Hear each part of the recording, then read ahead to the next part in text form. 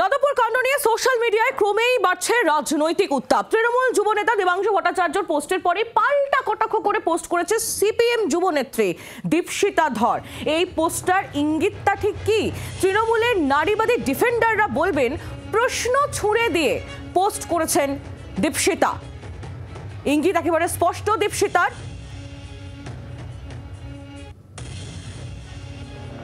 Dipsita ধরের post, Debangshu ভট্টাচার্যের পোস্টের পরে পাল্টা কটাক্ষ করে এই পোস্ট করেছেন সিপিএম যুবনেত্রী দীপশিতা ধর।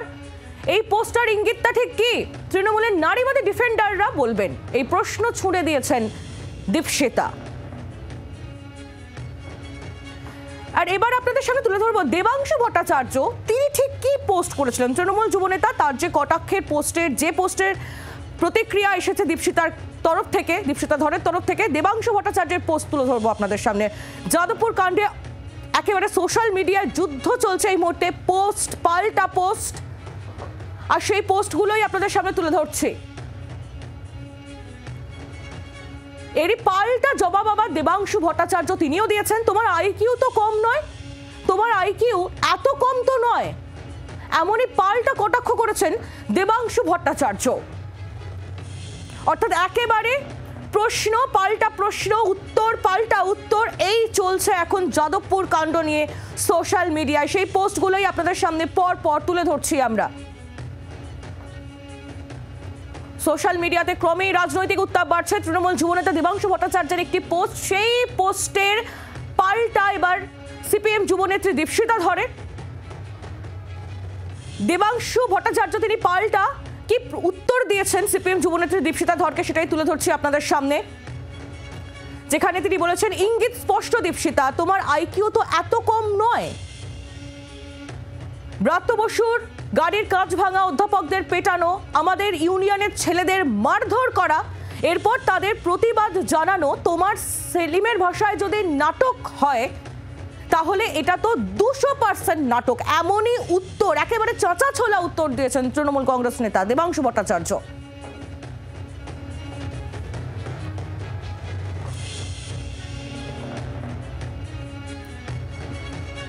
শুধুমাত্রই তৃণমূলের যুবনেতা দেবাংশু ভট্টাচার্য নন, পোস্ট করেছেন তৃণমূল রাজ্য সাধারণ সম্পাদক কুণাল ঘোষ। এক্স হ্যান্ডেলে তিনি পোস্ট করেছেন, এক্সের রিপোর্টে কোনো ফ্র্যাকচার নেই, বিপ্লবী পোস্টদাতারা রিপোর্টটা পোস্ট করবেন প্লিজ।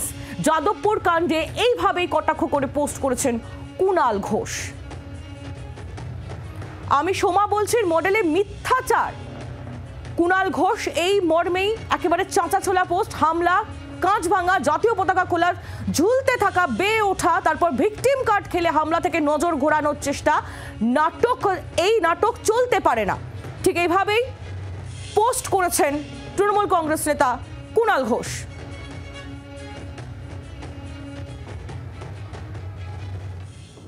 এই খবর আপনাদের সামনে তুলে ধরছি। একদিকে যেমন পোস্ট যুদ্ধ চলছে, তেমনই আপনাদের সামনে তুলে ধরলাম দেবাংশু ভট্টাচার্যের পোস্ট, তুলে ধরলাম কুণাল ঘোষের পোস্ট, এবং দীপশিতা ধর তিনিও যে উত্তর দিয়েছে সেটাও তুলে ধরলাম। এবার আপনাদের সামনে যে বিষয়টা তুলে ধরবো, যাদবপুর কাণ্ডে ভিন্ন সুর বাম কংগ্রেসের অন্দরও।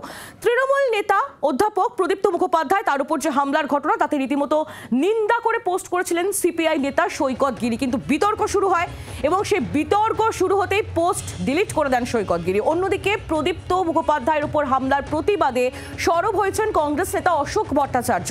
প্রদেশ কংগ্রেস সভাপতি একটি প্রেস বিবৃতি দেয়, যে প্রেস বিবৃতির একেবারে উল্টো সুর শোনা গেল কংগ্রেসের সোশ্যাল মিডিয়া ইনচার্জ অশোক ভট্টাচার্যের পোস্টে।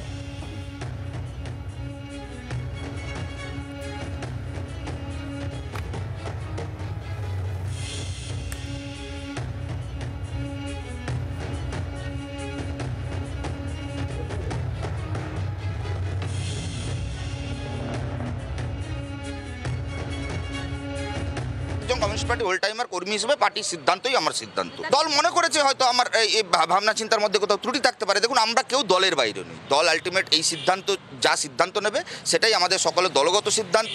এখন একটাই এজেন্ডা, এখান থেকে ডিভাইড করবার কোনো জায়গা নেই। অবিলম্বে শিক্ষামন্ত্রীর গ্রেপ্তার চাই, শিক্ষামন্ত্রীর পদত্যাগ চাই।